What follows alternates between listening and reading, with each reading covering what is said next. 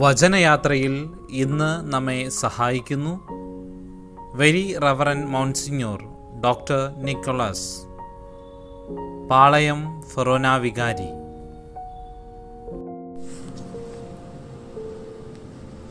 വചനയാത്രയിൽ സ്നേഹപൂർവം ഒരുമിച്ച് വരുന്നവരെ, ആഗമന കാലത്തിലേക്ക് നാം ഇന്ന് പ്രവേശിക്കുകയാണ്. കത്തോലിക്ക തിരുസഭയുടെ ആരാധനാക്രമമനുസരിച്ച് ഇന്ന് പുതുവർഷം ആരംഭിക്കുകയാണ്. ആഗമനകാലം കർത്താവായ യേശു ക്രിസ്തുവിൻ്റെ ജനന തിരുനാളിന് ഒരുങ്ങുന്ന കാലമാണ്.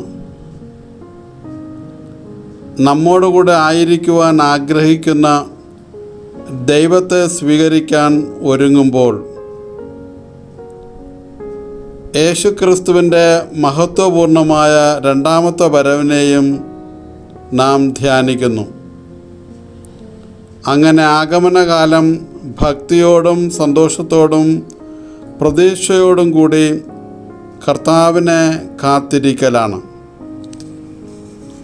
ഈ ആഗമനകാലത്തിൽ തിരുവചനം നമ്മെ ഓർമ്മപ്പെടുത്തുന്നത് രക്ഷാകര ചരിത്രത്തിൽ യേശു ജനിക്കുന്നതിന് മുമ്പ് 300 കൊല്ലക്കാലം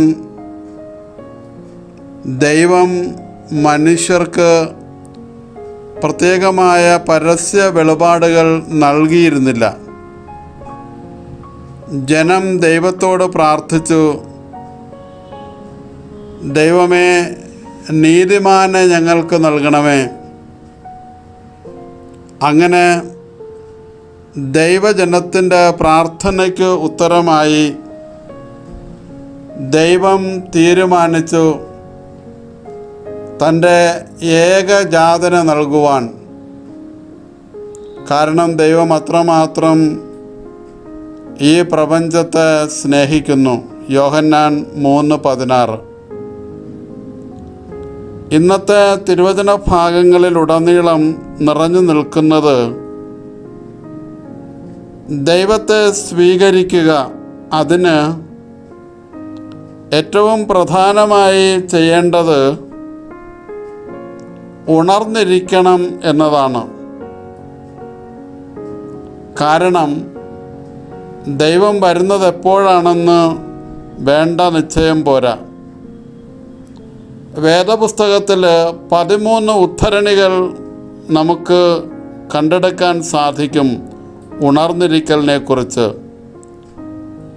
ന്യായാധിപൻ്റെ പുസ്തകം 5:12, ഏശയ്യ 52:1, 51:17, 26:19, എഫെസൂസുകാർക്ക് എഴുതിയ ലേഖനം 5:14, വെളിപാട് 3:2, സങ്കീർത്തനം 57:8, 108:2, സുഭാഷിതം 23:35, 6:9, ജോയൽ പ്രവാചകൻ 1:5, ഹബക്കുക്ക് പ്രവാചകൻ 2:19, റോമ 13:11. ഈ തിരുവചന ഭാഗങ്ങളിലൂടെ വളരെ വ്യക്തമായി നമ്മെ ഓർമ്മപ്പെടുത്തുന്നത് റോമ 13:11. അതിൽ അപ്പോസ്തലനായ പൗലോസ് പറയുന്നത് ഇതാണ്: നാം ഉണരേണ്ടവരാണ്, ഇനിയും ഉറങ്ങി വിശ്രമിച്ചുകൂടാ. കാരണം നാമൊക്കെ പ്രതീക്ഷിച്ചിരുന്നതിനേക്കാൾ കൂടുതൽ അടുത്ത് ദൈവം വന്നു കഴിഞ്ഞു. അതുകൊണ്ട് തന്നെ അപ്പോസ്തലൻ നമ്മെ ഓർമ്മിപ്പിക്കുന്നത് ഇപ്രകാരമാണ്: അന്ധകാരത്തിൻ്റെ പ്രവൃത്തികൾ പരിത്യജിച്ച് പ്രകാശത്തിൻ്റെ ആയുധങ്ങൾ ധരിക്കാം. പകലിന് യോജിച്ച വിധം നമുക്ക് പെരുമാറാം. സുഖലോലുപതയിലോ മദ്യലഹരിയിലോ അവിഹിത വേഴ്ചകളിലോ വിഷയാസക്തിയിലോ കലഹങ്ങളിലോ അസൂയയിലോ വ്യാപരിക്കരുത്. പ്രത്യുത കർത്താവായ യേശു ക്രിസ്തുവിനെ ധരിക്കുവിൻ. ദുർമോഹങ്ങളിലേക്ക് നയിക്കത്തക്ക വിധം ശരീരത്തെപ്പറ്റി ചിന്തിക്കാതിരിക്കണം എന്നാണ് അപ്പസ്തോലനായ പൗലോസ് നമ്മെ ഓർമ്മിപ്പിക്കുന്നത്. അപ്പോൾ യേശുവിൻ്റെ ജനനത്തിന് വേണ്ടി നാം പ്രതീക്ഷയോടെ കാത്തിരിക്കുമ്പോൾ നാം മനസ്സിൽ സൂക്ഷിക്കേണ്ട മറ്റൊരു കാര്യം കൂടെയുണ്ട്.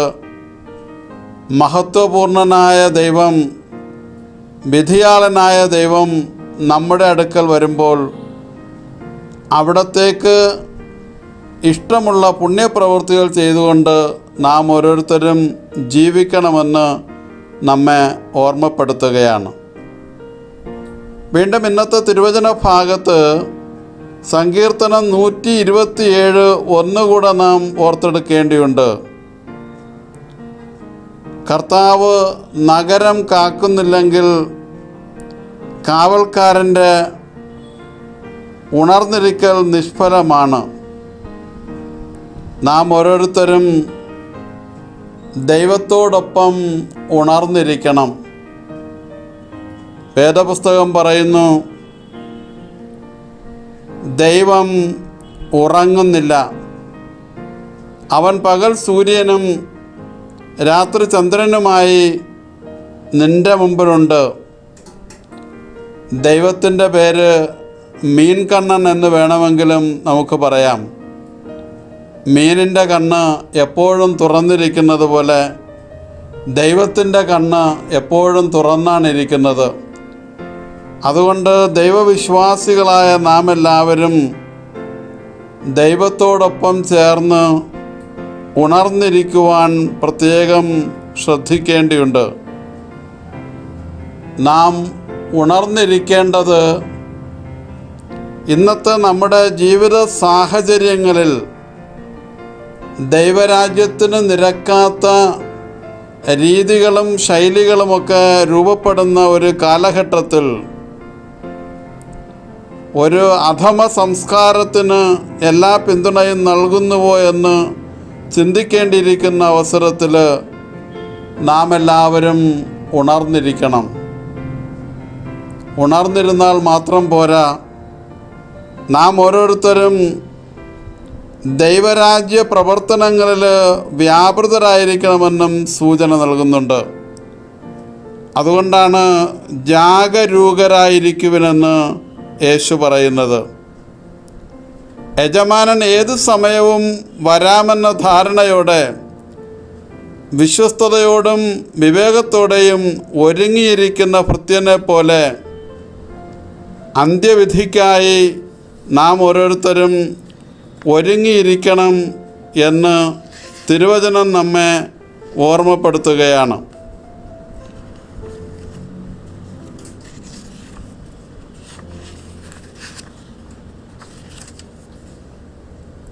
ജാഗരൂകത എന്ന് പറയുന്നത് വെറുതെ ഇരിക്കുക എന്നുള്ളതല്ല, മറിച്ച് ഉത്തരവാദിത്വപൂർണമായ പ്രവർത്തന ശൈലിയുടെ ഫലം നമ്മെ ഫലമേൽപ്പിച്ചിരിക്കുന്ന യജമാനന്, ദൈവത്തിന് കാണാൻ സാധിക്കണം. അപ്പോൾ ഉത്തരവാദിത്വപൂർണമായി നാം പ്രവർത്തിക്കുക എന്ന് പറയുമ്പോൾ നാം ഓരോരുത്തരും ജീവിതത്തിൽ തീരുമാനങ്ങളെടുക്കണം. അതുകൊണ്ടാണ് തിരുവചനം പറയുന്നത്, അവസാന സമയമെന്ന് നോക്കിയിരിക്കേണ്ട കാര്യമില്ല. നമുക്ക് നൽകപ്പെടുന്ന സമയം ദൈവത്തിൻ്റെ കൃപയുടെ സമയമാണ്. ഈ സമയത്തിൽ നാം എടുക്കുന്ന തീരുമാനങ്ങളാണ് ഏറെ പ്രധാനം. എങ്കിൽ ഈ ആഗമനകാലത്തിൽ, പ്രത്യേകിച്ചും കേരളത്തിൻ്റെ സാഹചര്യത്തിൽ, തദ്ദേശ സ്വയംഭരണ സ്ഥാപനങ്ങളിലേക്കുള്ള തിരഞ്ഞെടുപ്പ് നമ്മുടെ പടിവാതിൽക്കൽ എത്തി നിൽക്കുകയാണ്. നാം ഓരോരുത്തരും ഉണർന്നിരിക്കണം, ഉൾക്കണ്ണ് തുറന്നിരിക്കണം. നാം ഓരോരുത്തരും സേവകരാണ്, ചുമതല നിർവഹിക്കണം. നമ്മുടെ സമ്മതിദാന അവകാശം അതാണ് സൂചിപ്പിക്കുന്നത്. എപ്പോഴും നമ്മുടെ മനസ്സിൽ സൂക്ഷിക്കേണ്ടത് ഇതാണ്: നാം എല്ലാവരും ജാഗരൂകരായിരിക്കണം.